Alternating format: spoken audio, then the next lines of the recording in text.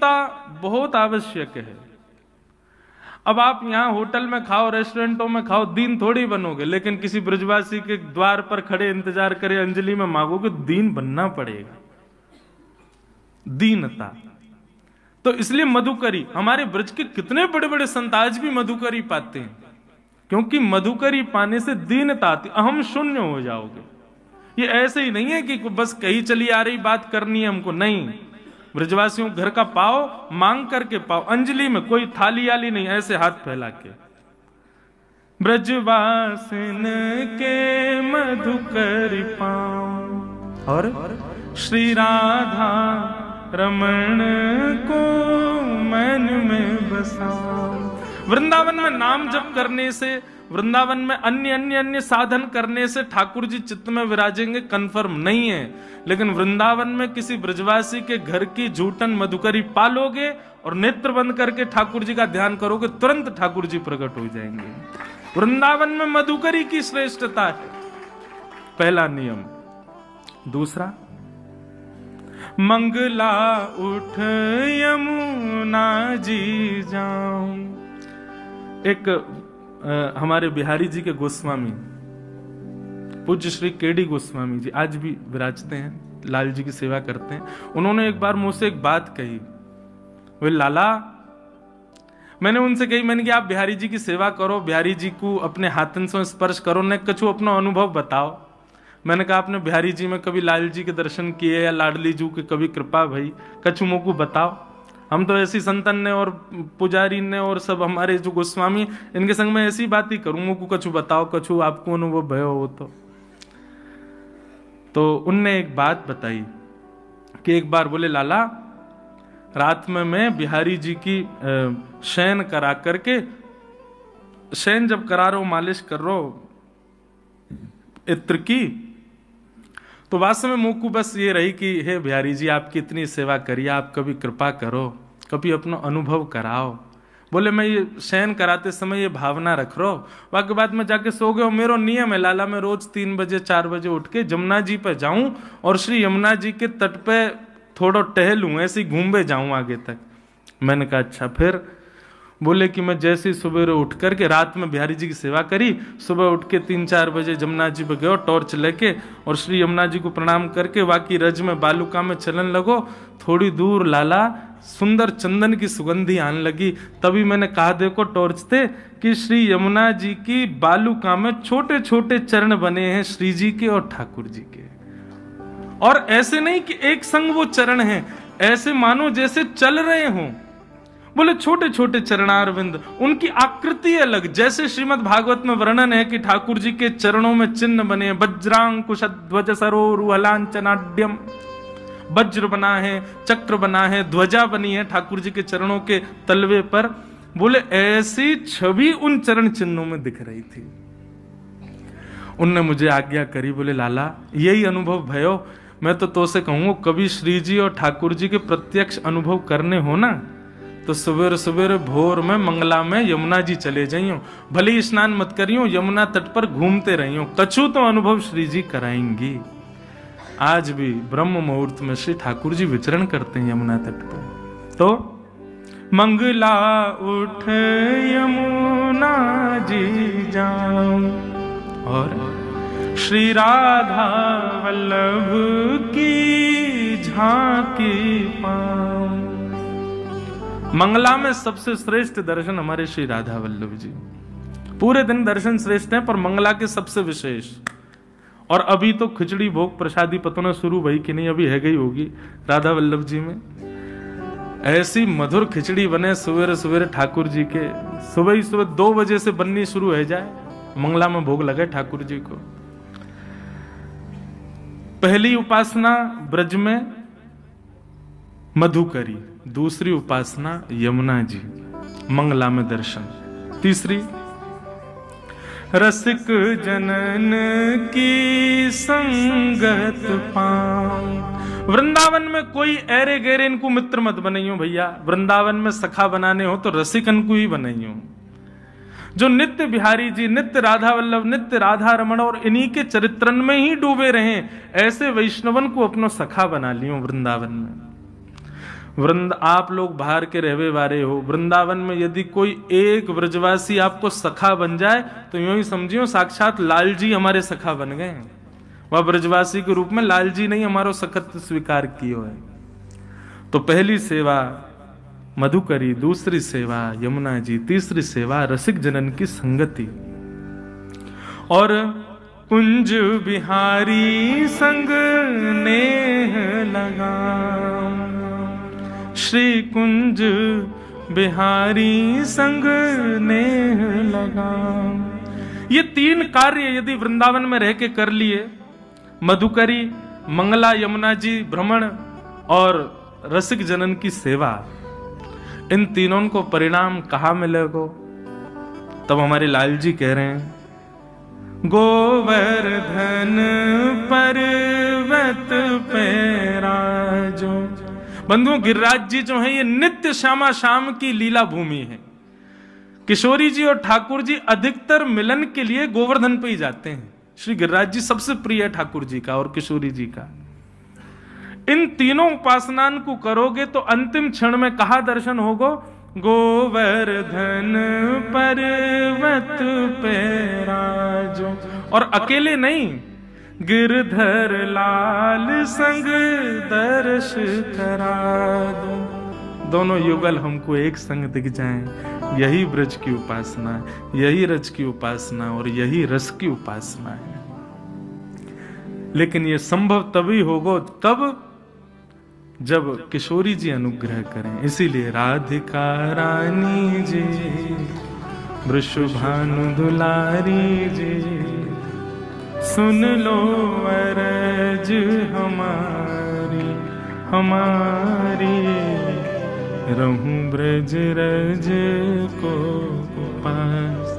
बंधुओं, हमारे वृंदावन में एक संत हुए। जब वो बहुत वृद्ध हो गए ना तो उनके शिष्यों ने पूछा, गुरुजी आपकी कोई इच्छा अंतिम हो तो हम पूर्ण कर देंगे। तो उन्होंने अपने सब शिष्यों को बुलाया और सब शिष्यों से पता है क्या कहा? बोले आप लोग पहले वचन दो, हमारी जो अंतिम इच्छा उसको पूर्ण करोगे। सब शिष्यों ने कहा, गुरुजी हमारा अध्यादेश है कि हम आपकी आज्ञा माने। गुरुजी ने कहा, जब हमारे प्राण निकल जाए ना तो एक बैलगाड़ी से हमारे शव को रस्सी से बांध देना और पूरे ब्रजमंडल में तब तक डुलाना जब तक हमारा तन ब्रज की रज में मिल ना जाए। इसी रज में ही पूरा तन घिस घिस करके जब बिल्कुल समिट जाए ना तब तक घुमाते रहना पूरे ब्रज में। सब शिष्यों के नेत्र सजल हो गए, बोले ये कैसे संभव है? लेकिन जब उनके प्राण, जब भगवत धाम को उनकी प्राप्ति हुई तो शिष्यों ने थोड़ी इच्छा पूर्ण करी और यमुना जी के तट पर उनका शव बैलगाड़ी से बांध के थोड़ी दूर तक रखा। फिर उसके बाद संस्कार करके जो उनकी राख थी उसको ब्रज के अन्य अन्य अन्य क्षेत्रों में सब जगह वितरित कर दिया। ऐसा है बंधुओं ब्रज और उसकी रज की उपासना। बहुत ऊंची स्थिति है भैया। या जाने कहां गंवार, गंवारन के समझ में ना आवे, पढ़े लिखे इनके बस की बात ना है वृंदावन को समझनो। या के काजे तो भोलो बननो पड़ेगो, या के काजे तो बुद्धू बननो पड़ेगो, या के काजे तो भोंदू बननो पड़ेगो, तब वृंदावन समझ में आएगा। बोलो वृंदावन बिहारी लाल की जय। यही तो बात है। और जगह आपको अगर एंट्री करनी है तो आपके पास डिग्री होनी चाहिए, श्रेष्ठता होनी चाहिए। वृंदावन में एंट्री करनी है तो आप जितने भोंदू उतने बढ़िया एंट्री मिलेगी वृंदावन में। जितने सरल, जितने सहज, जितने सरलता रहेगी उतनी जल्दी ठाकुर जी स्वीकार करें। ठाकुर जी ने गिरिराज जी धारण किए। 7 दिन 7 रात्रि बाद पुनश्च गिरिराज जी को विराजमान किया। इंद्र ने आकर के क्षमा मांगी, भगवान ने इंद्र को क्षमा कर दिया। ब्रह्मा जी प्रकट हो गए, मेरो का दोष, मुंह को क्षमा नहीं किया आपने और ये इस इंद्र को क्षमा कर दिया आपने। ब्रह्मा जी बोले तेरी करनी और इंद्र की करनी में अंतर है। बोले क्या? दोनों ने आपके रूप को नहीं समझा, दोनों ने आपकी सत्ता को ना समझ के आपके ऊपर आक्रमण किया, उसको आपने क्षमा कर दिया, मुझको नहीं किया। क्यों? ये पक्षपात क्यों ठाकुर जी? भगवान बोले मेरी सत्ता नहीं समझो कोई बात नहीं, पर मेरे वैष्णवों की समझो। ब्रह्मा जी आपने मेरे ग्वाल बालों को ऐसा काम किया कि वो मुझसे दूर हो गए, लेकिन इंद्र ने ऐसी वर्षा करी कि मैंने गिरिराज जी उठाए, सब ब्रजवासी मेरे पास आ गए, सब मेरे समीप आ गए। ये तो और याने ऐसा कर दियो कि जो नेकाद भी दौरे वो भी मेरे पास आ गए, या हमारे मैंने इंद्र को क्षमा किया है। या की करनी से मैं प्रसन्न हूं, क्योंकि या की करनी से सब ब्रजवासी मेरे समीप आए। तब इंद्र को भगवान ने क्षमा किया।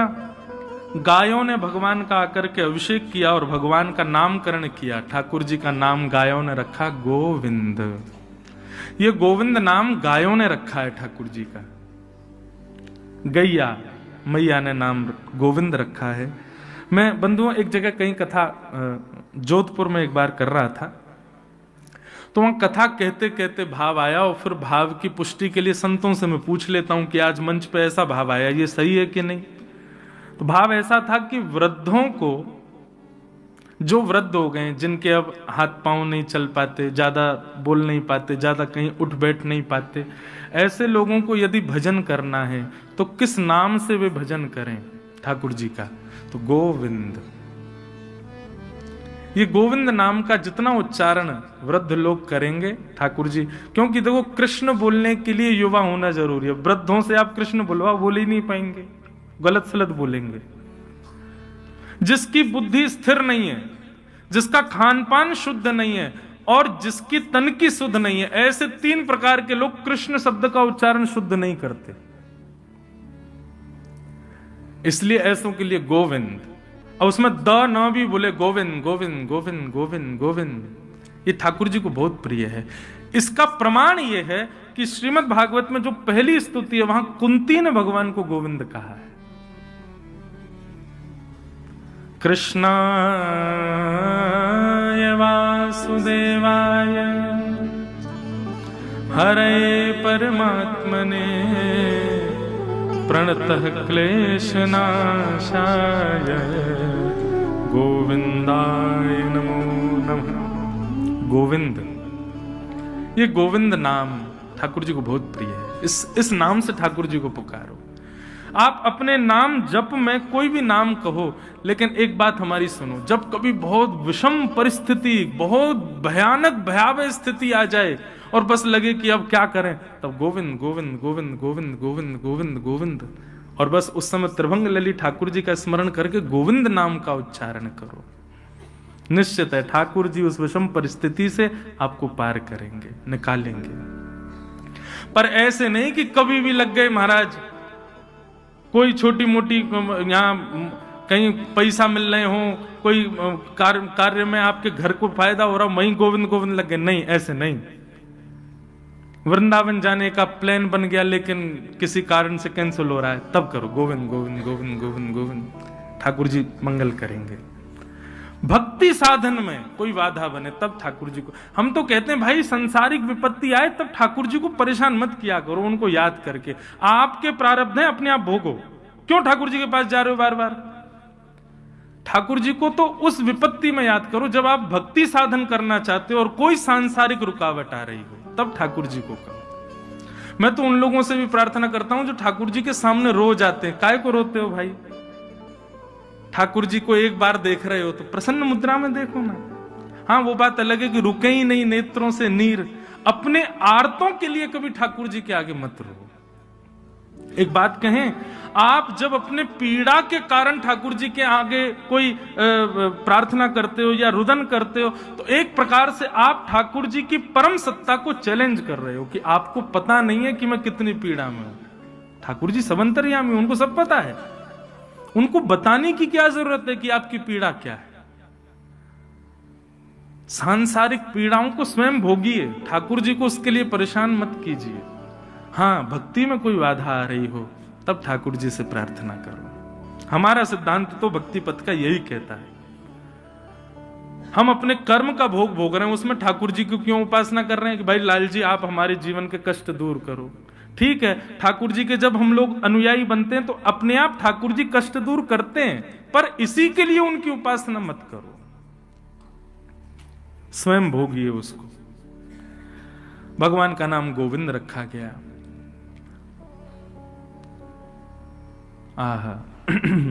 आगे एकादशी व्रत की कथा आती है। हर वैष्णव को चाहिए बंधु, अपनी निष्ठा से एकादशी व्रत करे। बहुत ध्यान से सुनिए, एकादशी व्रत केवल और केवल जीव को अन्न ना देने की प्रक्रिया नहीं है।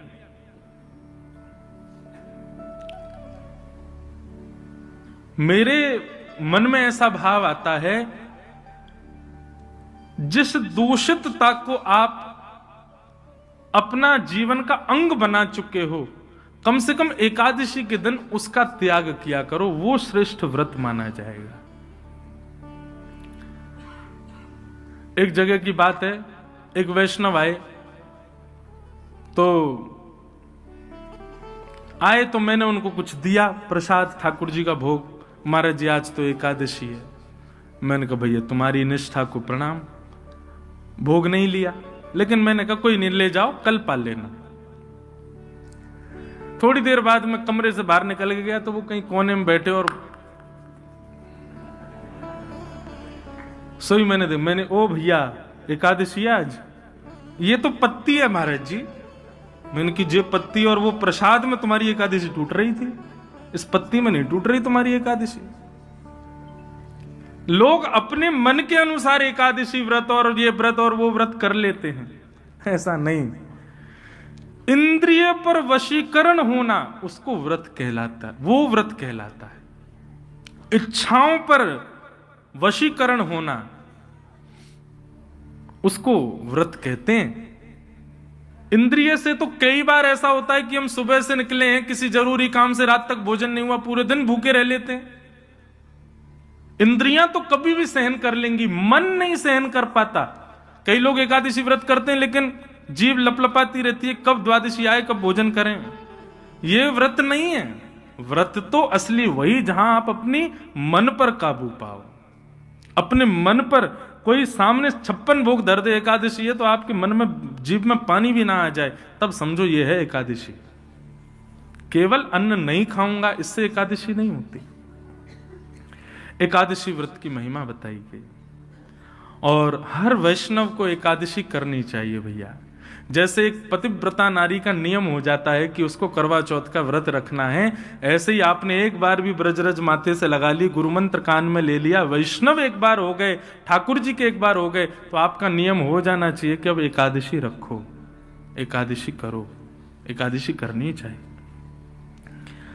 हाँ, हमारे ब्रज की कई परंपराओं में एकादशी नहीं है, वो भाव से एकादशी ना हो तो कोई दिक्कत नहीं, लेकिन फिर भी आप अन्य वैष्णव परंपरा से हैं तो आपको एकादशी करनी चाहिए।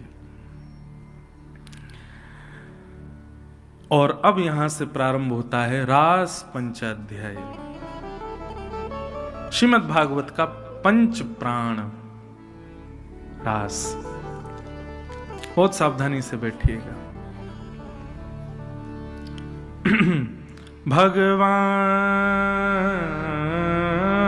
भगवान पिता रात्रि शरदोत्फुल्ल मल्लिका विक्षरन्तुं मनश्चक्रे योगमायामुपाश्रित।